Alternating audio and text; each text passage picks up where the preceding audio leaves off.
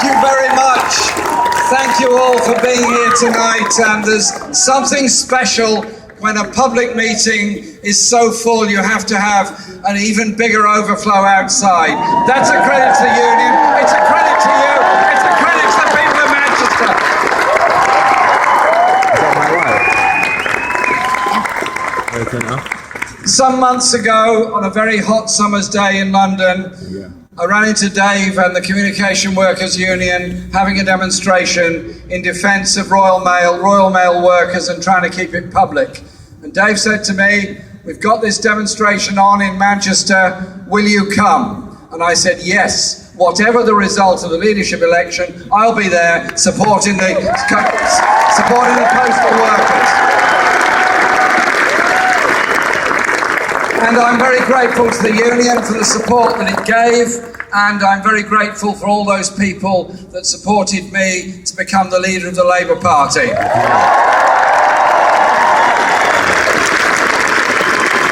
It's a huge responsibility and an enormous task ahead of us. But I say this, if you approach a task with the principles in hand, the principles that public services should work for the public, not for private profiteers, that we should recognise the value of every worker working in the public sector, then you begin in the right place.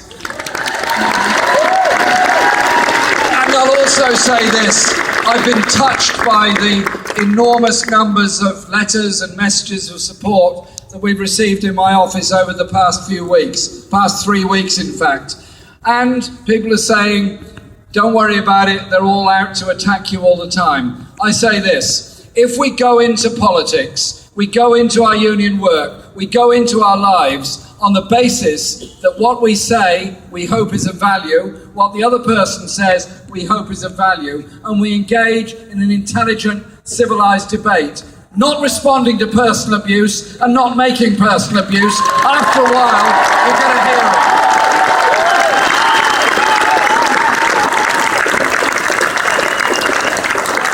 And since we were elected, and I say we because, yes, I'm the person who's been elected the leader of the party, and I'm very honoured to hold that position. It's we, all of us, who won that position. We won it because we challenged the whole notion that austerity is some kind of economic necessity, when in reality it's a political choice made by those who wish to see a growing gap between the richest and the poorest, wish to enrich the richest at the expense of the poorest, and slash and sell off every public service we've got to meet their supposed targets. But we're here to say there is a different and better way of doing things.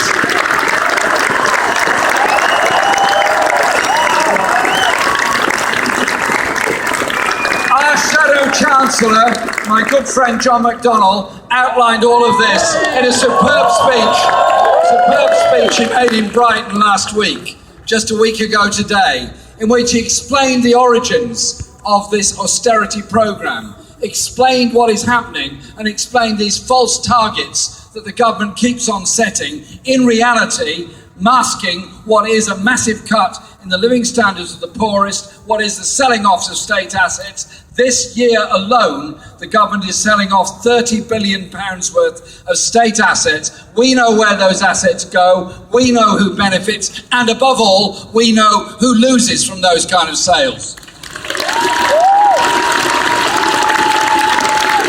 And so, I'm very grateful to the Communication Workers Union for their support, their nomination, and their help in the election campaign. And I'm very pleased to be here today to support the Communication Workers Union in defending our Royal Mail Postal Service, in defending public sector jobs, in defending the wages and conditions of workers, and defending the very principle of public services to deliver for everybody. That is what a union is for. And I'm proud to say I've been a trade union member all my life. And I see the relationship between my party and the unions as a strong organic link We walked down that road together because that is how the Labour Party was founded. That is how we gain a great deal of strength. And that is how union membership and Labour Party membership is going up very fast at the present time as people realise it's collective solutions to collective problems that take us forward. Now, there are people that have been after Royal Mail for a very long time.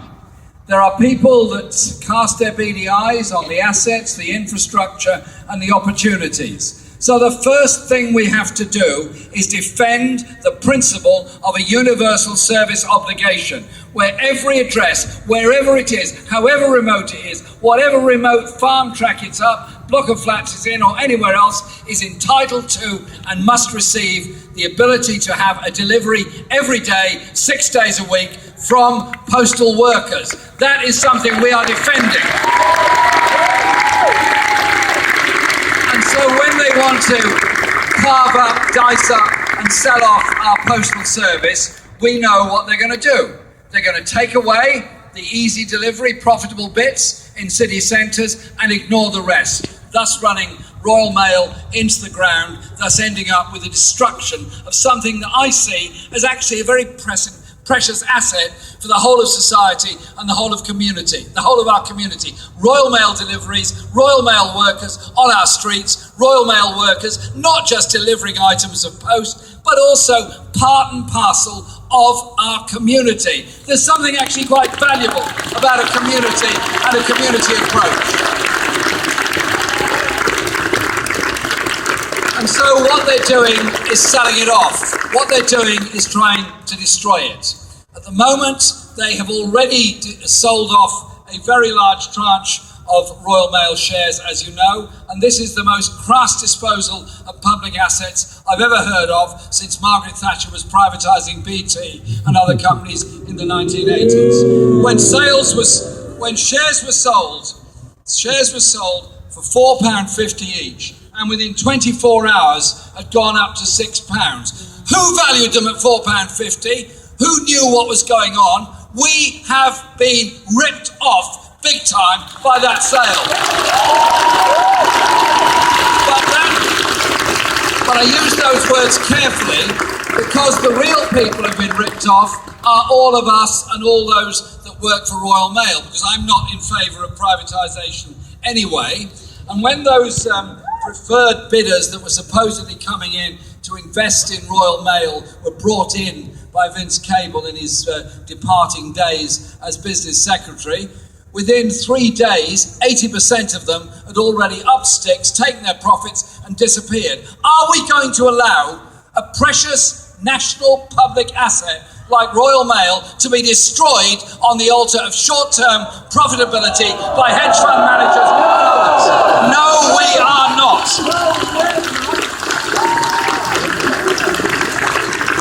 So we today demand immediately an end to the whole notion of the sale of the remaining 15% that is publicly owned. Keep it public, keep it safe, keep it ours.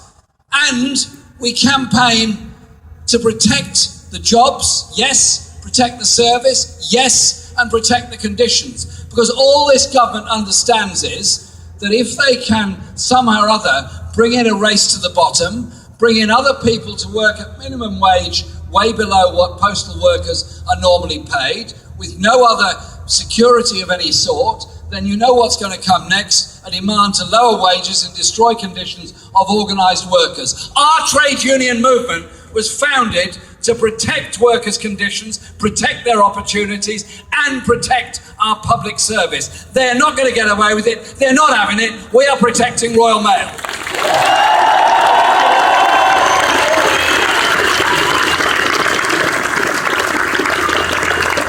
And in mobilising millions of people all over the country to understand that the loss of Royal Mail, the privatisation of it, the loss of jobs, the loss of opportunities for workers and all the rest of it shows what utter contempt those people actually have.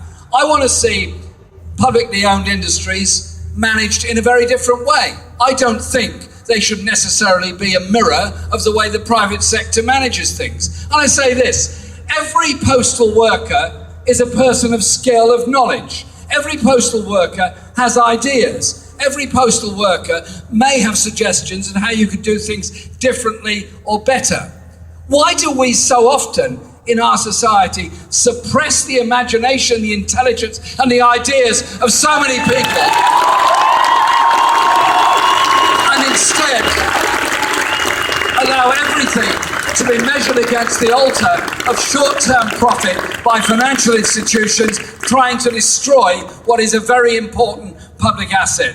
So this campaign is, yes, a campaign to defend our postal service. Yes, it's a campaign to defend jobs. But it's also a campaign about the kind of society we want to live in.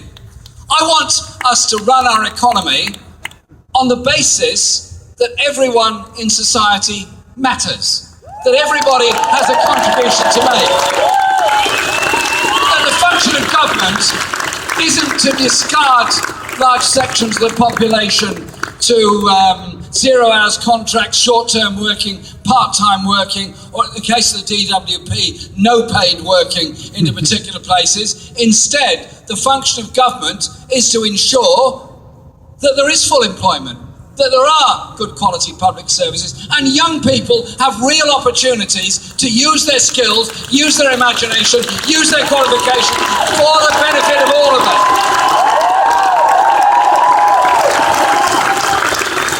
And so our party is committed to opposing austerity, committed to opposing the privatisation of Royal Mail, committed to the public control of Royal Mail and other services. Our party is committed to doing things in a very different way.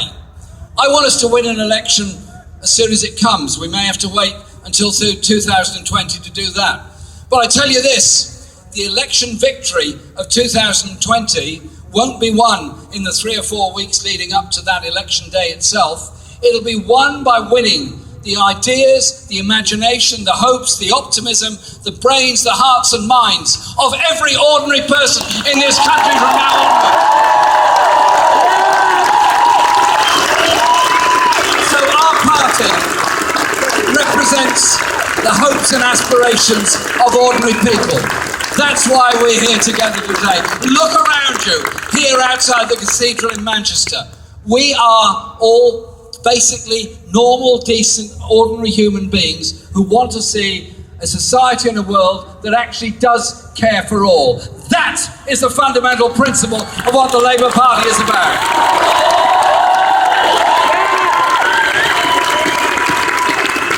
So it's my pride, it's my pleasure to be able to come here today and give you that message of support. It's my pride and pleasure to be able to work with you in this campaign, because every campaign excites more people get involved, more people open their eyes to the possibilities of the kind of society and kind of world we can live in. We're going to win on this one, I know that. We're going to be strong on this one. We're going to be growing on this one. And in doing that, everybody is a little bit stronger in all respects. You notice these days, because we've challenged the idea that the only show in town is austerity, the only show in town is hitting the living standards of the poorest working class communities, the only show in town is cutting all public services. Because we've challenged that, because we've had this huge mandate in challenging that, suddenly people are talking to each other, people are more excited about the kind of world and place we can live in. That is what's exciting about this year 2015. That is the way forward. Thank you very much.